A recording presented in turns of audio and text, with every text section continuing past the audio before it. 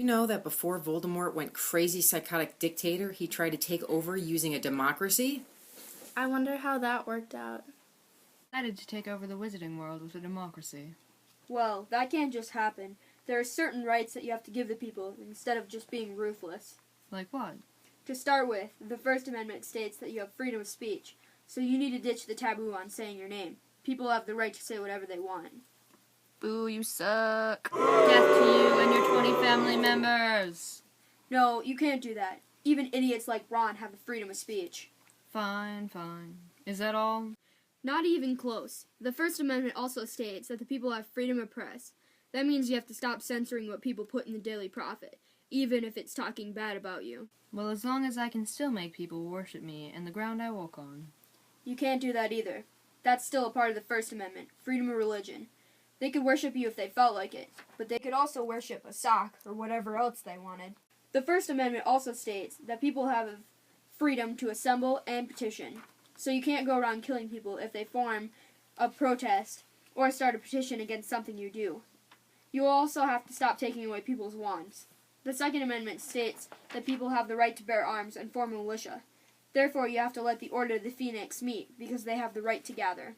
I'll just have my Death Eaters keep an eye on them. Not so fast. The Third Amendment states that people can't be forced to house troops. You can't make people keep the Death Eaters in their houses.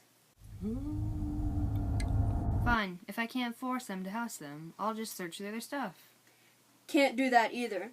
The Fourth Amendment says that there can be no unreasonable search or seizure of property or person. That means you can't just look through people's stuff without reasonable suspicion. Like the stuff you did looking through people's records for mudbloods. You can't do that anymore. Ugh! Well, what are the rules for people who do break the law? Well, the Fifth Amendment has 3 parts, beginning with no double jeopardy. That means if you go to court and get proven innocent, you can't be tried again for the same thing, even if you come out and say, "Yeah, it was me." The next part is that everyone is protected from self-incrimination, meaning you don't have to answer questions that make you seem guilty. The last part is eminent domain. That means if you, being the government, are allowed to take someone's land unless it benefits society. If you wanted to build a new Quidditch pitch or something for the community, then you'd be allowed to as long as you paid for it. But I want more control. I don't really care what you want, and you're only halfway done, so shut up and listen.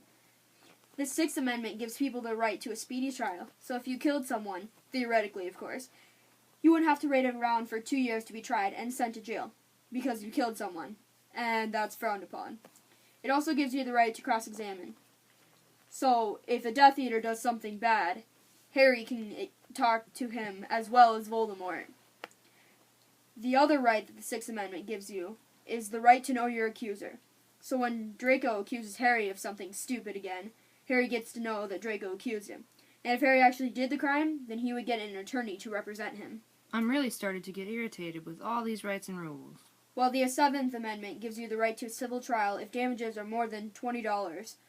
So, for example, if someone sat on your wand and broke it, you could sue them. Also, if you're the kind of person who looks guilty, and or creepy with a white face and nose, and people tend to hate you on the spot, you have the right to a bench trial with only a judge, so you don't have to deal with those pesky jury people. Seriously? Are you done yet? Nope.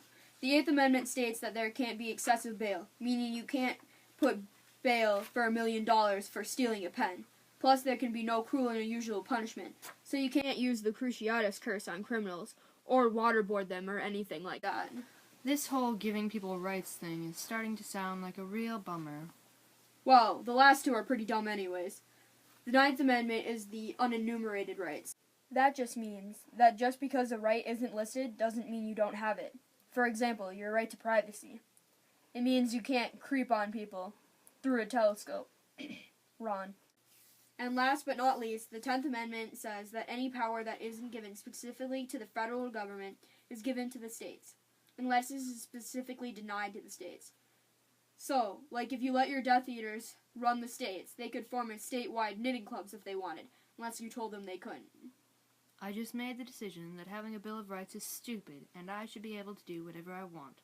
Dictatorship, here I come! And that is how Voldemort came to be.